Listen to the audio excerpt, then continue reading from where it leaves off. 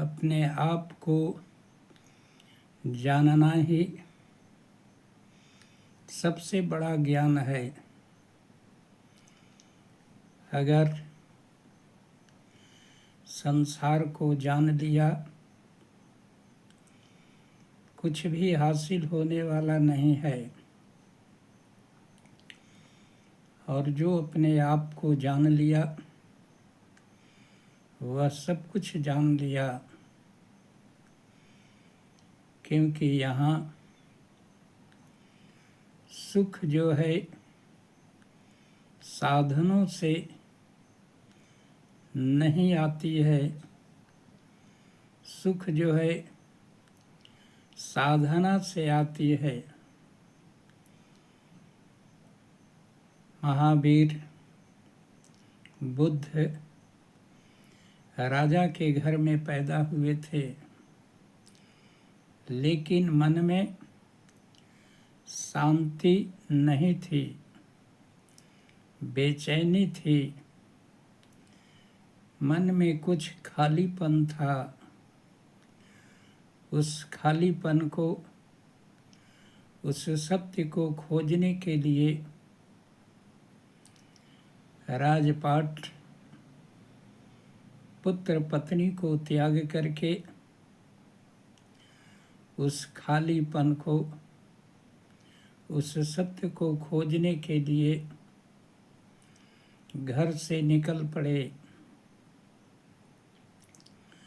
बरसों कठिन तपस्या की, फिर भी कुछ न पा सके। अंत में गया में बोधि वृक्ष के नीचे कुछ औरतें बोल रही थी कि बिना के तार को इतना ढीला मत छोड़ो कि आवाज़ ही न निकले, और इतना टाइट मत कर दो कि टूट जाए।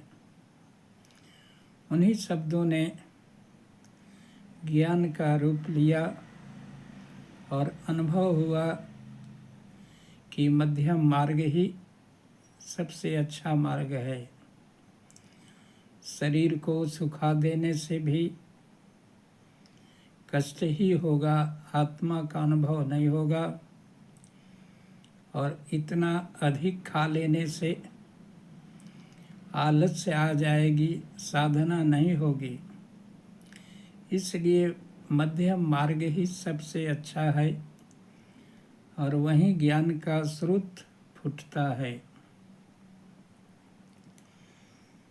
तो जीवन में केवल किताबी ज्ञान कुछ हासिल नहीं कराता, अनुभव का ज्ञान ही सबसे बड़ा ज्ञान है। जो जीवन के अनुभव सिखाते हैं, वे किताबें कभी नहीं सिखा सकते।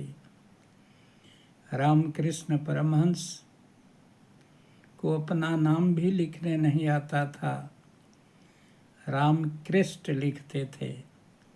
लेकिन विवेकानंद कहते हैं कि उनके जैसा धर्म का सार तत्व किसने समझा। कबीर दास भी कहते हैं कि तुमने किताबों में पढ़ी हुई बातों को कह रहे हो, और मैंने आंखों देखी अनुभव की बात बताता हूँ। कबीर दास भी कहते हैं कि मसी कागज छुयो नहीं, कलम गह्यो नहीं हाथ।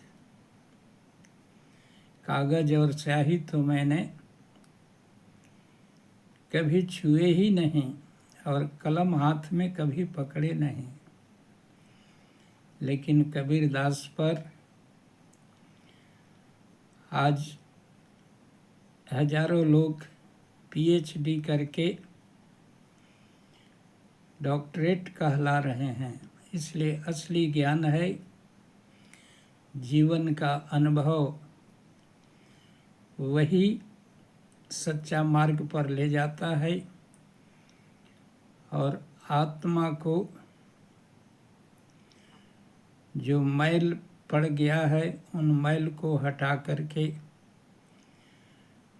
ईश्वर के प्रतिबिंब को दिखा करके ईश्वर का दर्शन कराता है और सच्चा ज्ञान होता है।